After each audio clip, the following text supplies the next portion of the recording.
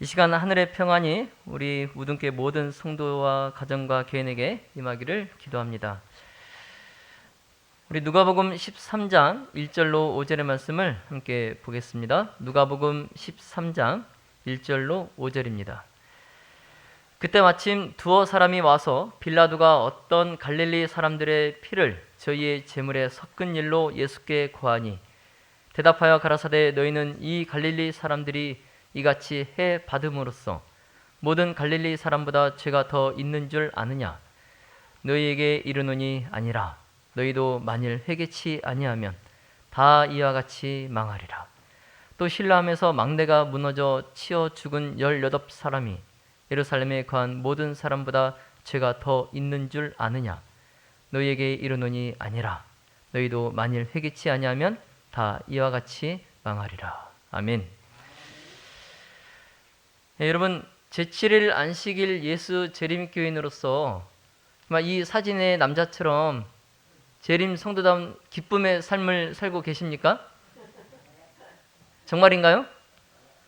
네. 표정은 아닌 것 같은데요. 우리 마스크 벗고 한번 다 웃어볼까요? 네. 우리 제7일 안식일 예수 재림교인, 재림 성도라면 정말 이 사진의 남자보다 더 기쁜 삶을 살아야 됩니다. 우리 교인 가운데에 시골 생활하는 사람들 많이 계시죠. 그 시골 생활하는 분들에게 재림을 맞을 준비가 되었냐라는 질문을 했을 때에 과연 몇 퍼센트가 예라고 대답을 했을까요?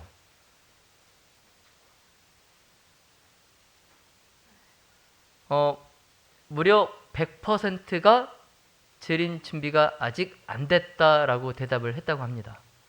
참 놀랍죠. 시골 생활은 적어도 내가 예수님의 재림을 준비하기 위해서 이 번잡한 도시를 떠나서 시골에서 조용히 생활하면서 정말 예수님과의 밀접한 개인적인 관계를 맺고자 그렇게 이제 시골에 들어가서 생활을 하는데, 그런 성도들에게 예수님이 오늘 재림을 하시면 당신은 재림을 맞을 준비가 되어 있느냐 물었을 때에 100%가 아직 준비가 안 됐다라고 대답을 했다는 거예요. 왜 우리는 재림의 소망을 가진 구원의 무리로서 재림이 임박한 이 마지막 때에 그 기쁨 대신에 불안과 불확신 속에 살아가고 있는가, 이 질문을 다시 하게 됩니다. 왜 우리는 불안과 불확신 속에 예수님의 재림을 기다리고 있는가? 제가 설교를 준비하면서 제 자신이 신앙을 하면서 가장 안 되는 것이 무엇인가 이제 생각을 해봤습니다. 내가 신앙을 하면서 제일 안 되는 것이 무엇인가? 근데 너무 많은 거예요. 너무 많아서 이제 폭을 좁혀가지고 다시 생각을 해봤어요. 그랬더니 제가 제일 안 되는 부분이 회개입니다. 회개. 여러분 공감하시는 분도 계실 텐데요. 여러분은 어떻습니까? 회개가 쉽게 잘 되던가요? 회개는 내가 어떠한 것에서 그것을 회개를 하면 180도 돌아서서 가는 거예요. 그런데 우리의 모습은, 저의 모습은 내가 이것에 대해서 회개를 하면 다시 360도를 돌아서 제자리로 돌아오는 나의 모습을 종종 봅니다. 내가 모태신앙이거든요. 제 어머니도 재림교인이고 제 할아버지도 재림교인이세요. 3대째 모태신앙인데, 또 제가 신학을 공부를 했잖아요. 그리고 지금 목회를 또 하고 있습니다. 그런데도 저에게 제일 안 되는 부분이 이 회개, 영적 싸움이에요. 아마 여러분도 저와 크게 다르지 않을 것이라 생각을 합니다. 그래서 오늘 이 시간은 이제는 회개하라 라는 제목으로 회개에 대해서 생각하고 살펴보는 시간을 갖고자 합니다. 자, 먼저 처음에 읽었던 본문의 말씀을 공동 번역본으로 다시 한번 읽어보겠습니다. 공동 번역본으로. 바로 그때 어떤 사람들이 예수께 와서 빌라도가 희생물을 드리던 갈릴리아 사람들을 학살하여 그 흘린 피가 제물에 물들었다는 이야기를 일러 드렸다. 예수께서 이 말을 들으시고 그들에게 말씀하셨다. 그 갈릴레아 사람들이 모든 갈릴레아 사람보다 더 죄가 많아서 그런 변을 당한 줄 아느냐? 아니다. 잘 들어라. 너희도 회개하지 않으면 모두 그렇게 망할 것이다. 또 실로암 탑이 무너질 때 깔려 죽은 18사람은 예루살렘에 사는 다른 모든 사람보다 더 죄가 많은 사람들인 줄을 아느냐? 아니다. 잘 들어라. 너희도 회개하지 않으면 모두 그렇게 망할 것이다. 아멘. 오늘 본문에서는 지금 어떤 사람들이 예수님께 와서 억울한 죽음을 당한 자들에 대해서 질문을 하는 것입니다. 지금 성전에 희생 제사를 드리러 갔던 사람이 갑자기 학살을 당하여서 그들이 그 흘린 피가 그들이 제물로 드리고 온 그 제물에 그의 피가 섞이는 정말 이런 황당하고도 갑작스러운 이러한 죽음을 당한 사람들을 예수님께 지금 질문하고 있는 거예요. 그리고 실로암 그 망대가 무너지면서 그 밑에 깔려 죽은 18사람의 죽음, 이것을 지금 예수님께 말하고 있는 것입니다. 자, 그런데 예수님께서 왜 그들에게 갑자기 이 실로암 망대 사건을 말씀하셨는가? 그 성전에서 제사를 드리러 갔던 그 사람들이 그들이 죽음을 당하고 그들의 피가 오히려 제물에 섞이는 것을 얘기를 들었을 때에 예수님은 그들에게 또 실로암 망대 사건을 말씀을 하시는 거예요. 아마도 예수님께서 그들에게 이 실로암 망대 사건을 말씀하신 이유가 이 실로암 망대 사건이 그 당시에 예수님 당시에 모든 사람들이 다 알만한 잘 알려진 아주 큰 사건이었던 것 같아요. 누구나 다 알만한 사건이었던 것 같습니다. 우리나라에서도 지난 10월 29일에 이태원 참사가 발생을 하였는데요. 이태원 참사 희생자와 또 부상자를 위하여 우리가 애도하고 기도합니다. 4일 발표 기준으로 현재 희생자가 156명, 부상자는 195명입니다. 우리가 지난 2014년 4월 16일에 세월호 참사의 그 아픔이 채 가시기도 전에 또다시 비슷한 연령대에 참 수많은 안타까운 희생자들의 목숨을 잃는 또 다른 참사를 또 우리가 국가적으로 겪게 되었는데요. 11월 5일에 오늘까지 국가가 애도 기간으로 선포를 했습니다. 그래서 오늘까지 우리가 애도하는 마음으로 이 하루를 보내야 되겠습니다. 참으로 안타까운 희생을 당한 그분들을 애도합니다. 그런데 이처럼 예수님 당시에도 이 실로암의 망대가 무너진 이 참사는 이스라엘 백성이면 누구나 다 아는 아주 큰 참사였습니다. 이제 우리가 사고냐 참사냐 이제 이런 말들을 하는데 사고보다는 참사라고 표현하는 게 맞는 것 같습니다. 참사. 그런데 예수님께서 왜 빌라도가 희생 제사를 드리려 온 그 사람들을 죽여서 그들의 피가 그들이 드리려고 했던 그 제물에 그 뒤섞인 것을 예수님께 와서 구하는 사람들에게 왜 실로암 망대 사고를 말씀하시고 그들에게 회개하라고 촉구하시는 걸까? 우리가 생각을 해볼 문제입니다. 예수님께서 이렇게 하신 의도를 알기 위해서는 그 당시 이스라엘 백성들이 가지고 있었던 사고 방식을 알아야 합니다. 당시 유대인들은 죽음이나 또 질병이나 또 과부가 되는 것, 그리고 자식을 낳지 못하는 것, 이러한 모든 불행들의 결과가 죄 때문이다라고 생각을 했었어요. 그래서 이 갈릴리 사람들의 죽음을 그들의 죄에 대한 하나님의 진노라고 생각했던 겁니다. 예. 그래서 성전에 희생 제물을 드리러 갔던 사람들이 빌라도에게 죽음을 당한 것은 그들의 죄 때문이다라고 그 당시 사람들이 생각을 했던 거예요. 그리고 이제 그들이 예수님께 와서 반감을 갖고 이런 질문을 했던 거죠.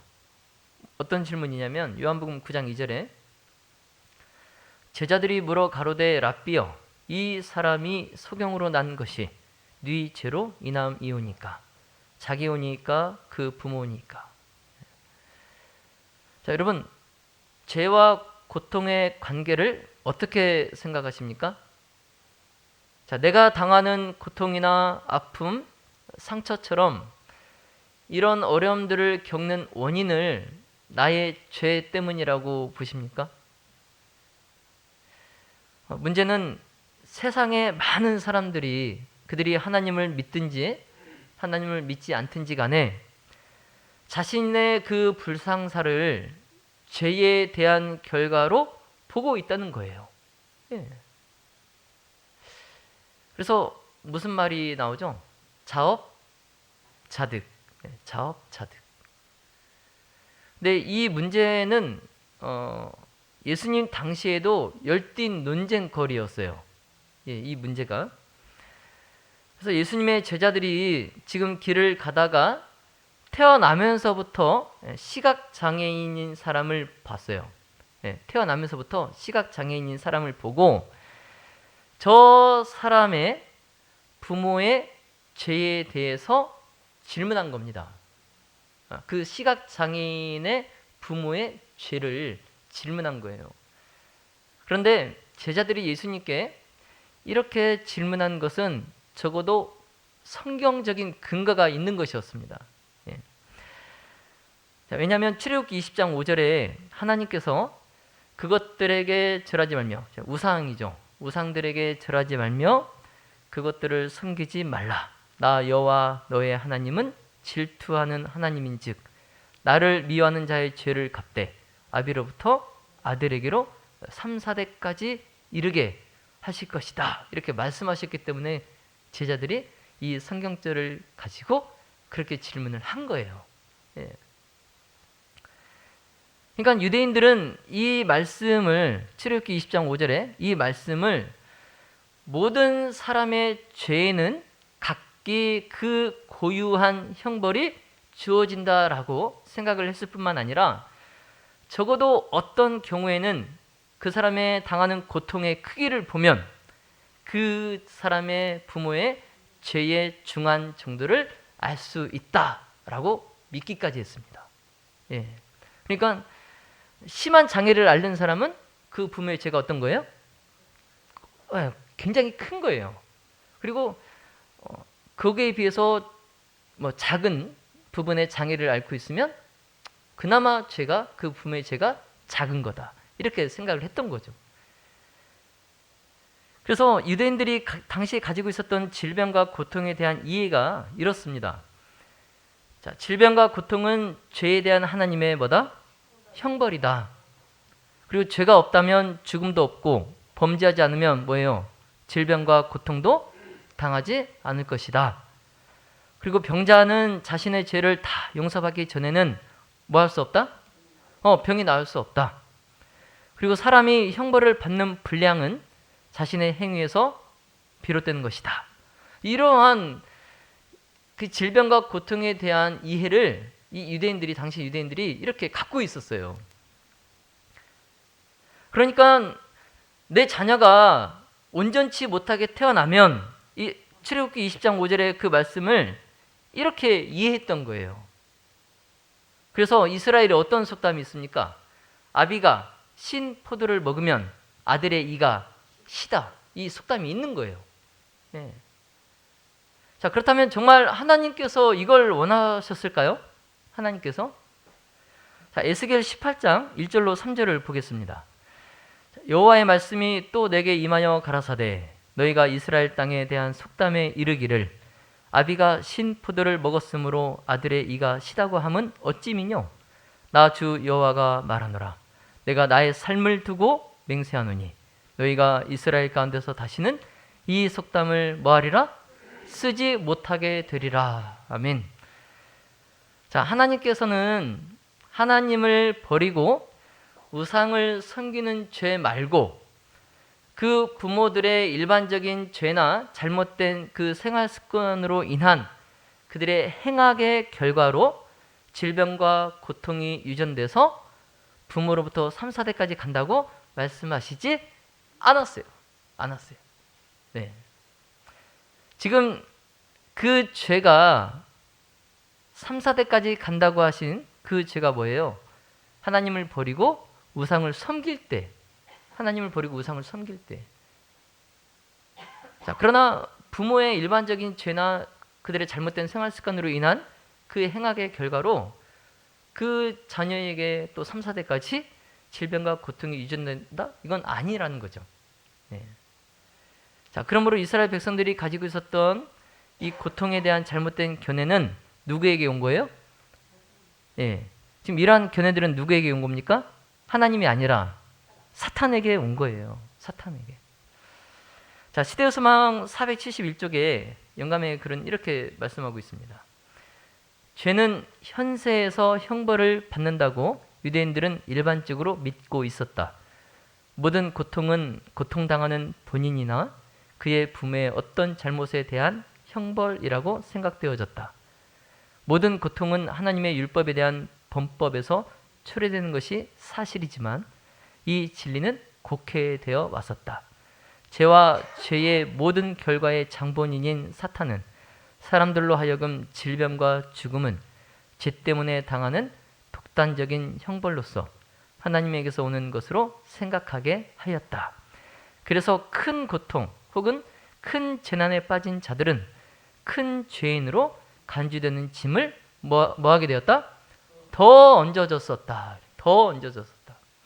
가뜩이나 지금 내가 이 고난을 당해서 힘든데, 지금 내 정말 하나밖에 없는 외아들이 그 참사로 그 아들을 잃어서 너무 지금 힘든데 사람들이 나에게 와가지고 뭐라고 하는 거예요? 네가 아들을 잃은 것은 네 죄 때문이다 라고 하면서 그 사람의 힘든 마음을 더 그 힘든 짐을 얹어주는 거예요. 이게 그 당시 예수님 당시 사회에 실제 사회 이슈였어요. 죄와 고통의 관계, 네 죄로 인함입니까? 이게 그 당시 사회 이슈였어요. 그래서 이 문제를 과연 예수님은 어떻게 생각하시고 어떻게 말씀하시는지 궁금해서 제자들이 물어본 겁니다. 과연 이 문제를 예수님은 어떻게 말씀하시는가? 그래서 예수님께서 제자들의 이러한 그 생각을 아시고 그 제자들에게 죄와 고통의 관계는 이 사람, 태어나면서부터 시각장애인인 이 사람이나 그 부모가 죄를 범한 것이 아니다라고 그 제자들에게 말씀하셨어요. 그런데 이 예수님의 가르침은 당시 제자들과 유대인들이 일반적으로 알고 있었던 견해와는 완전히 반대되는 개념입니다. 완전히 반대되는 개념이에요. 여러분, 결국 유대인들은 이 네 죄로 인함이오니까 이것으로써 우리의 질고를 지고 우리의 슬픔을 당하신 예수님은 유대인들에 의해서 마땅히 자신의 죄값으로 당연히 그가 징벌을 받아서 하나님께 맞고 고난을 당한다라고 그렇게 간주되었던 거예요. 그러니까 예수님께서 우리의 죄를 위하여 죄가 없으신 분이 십자가에 달리신 것은 자기의 죄 때문에 이 질고를 당한다라고 유대인들이 네 죄로 인함이오니까 그것으로 이렇게 간주한 겁니다. 예. 자, 사랑하시는 우리 성도 여러분, 오늘 우리는 내가 당한 안 좋은 일로 예수님을 외면하지는 않았습니까? 내가 겪는 불행과 고통과 시련 때문에 하나님을 오해하고 예수님의 십자가를 외면하지는 않으셨습니까? 자, 여러분, 오늘 내가 겪는 모든 시련이 내 죄로 인함이 아니지만 예수님의 이 십자가는 내 죄 때문이라는 것을 꼭 기억하시기 바랍니다.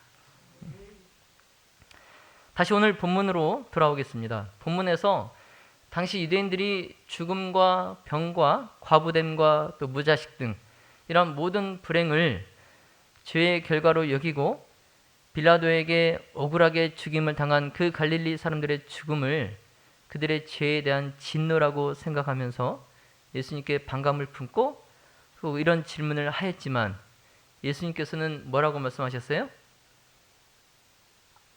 아무런 불행도 당하지 않은, 그러니까 지금 나에게 와서 이 말을 하고 있는 너희들도 역시 뭐예요? 그 죽임을 당한 사람들과 똑같은 죄인이다 라고 강조하셨어요. 네. 지금 그 갑작스런 죽임을 당한 그 사람들을 지금 나에게 와서 그것을 말하고 있는 너희도 그들과 똑같은 죄인이다 라고 예수님께서 말씀하셨어요. 그러면서 그들에게 뭘 촉구하셨어요?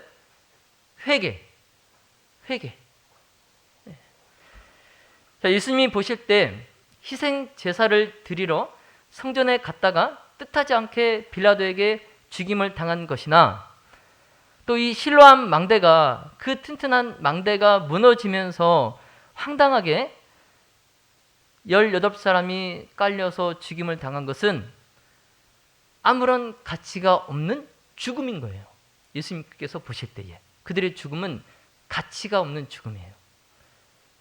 자, 그러므로 예수님은 회개치 않고 심판이 이를 때 용서받지 못한 자들이 당할 죽음을 이러한 죽음과 같이 보고 계신다는 것을 말씀하신 겁니다. 예. 자, 다시 말씀드리면 그냥 정말 뜻하지 않게 허무하게 죽은 그들의 죽음과 심판의 날에 구원을 받지 못하는, 회개치 않고 구원을 받지 못하는 무리들의 죽음이 결코 다르지 않다는 거예요. 여러분 아시겠어요? 자, 예수님께서 광야에서 40일을 금식한 후에 사탄으로 혹독한 시험을 치르신 다음에 3년 반을 공생애를 시작하시면서 가장 먼저 선포하신 말씀이 뭐냐면, 여러분 따라해 보세요. 회개하라. 예, 백성들의 회개의 촉구였어요. 이게 예수님께서 가장 먼저 선포하신 겁니다. 회개하라. 그래서 본문의 누가복음 13장 34절에서 주님께서는 예루살렘아 예루살렘아 하시면서 당신의 그 백성들의 회개를 촉구하시면서 애곡하십니다. 그래서 예수님께서 암탉이 제 새끼를 날개 아래 모음같이 당신의 자녀를 모으려 수없이 하신 것은 예수님의 지극한 사랑의 표현이었어요. 자, 그러나 이러한 주님의 사랑을 받아들이지 않은 예루살렘에 대하여 예수님께서는 실로 탄식하시는 것입니다. 예.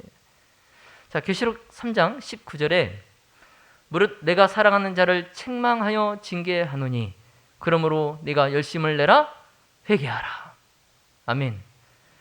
자, 예수님께서 라오디게아 그 교회에 하신 이 책망 역시도 안타까움에 목이 메이는 탄식이에요. 예. 여러분, 예수님께서 애곡의 탄식을 하시며 경고하신 이 회개하라, 이 말씀은 지금 우리에게도 동일하게 적용되고 있습니다. 지금 우리에게도.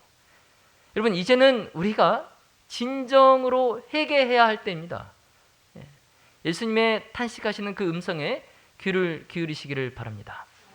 자, 우리는 하늘나라에 가기 위해서 매일 밤마다 우리가 어디를 가야 되냐면 영혼의 수리소로 들어가야 돼요.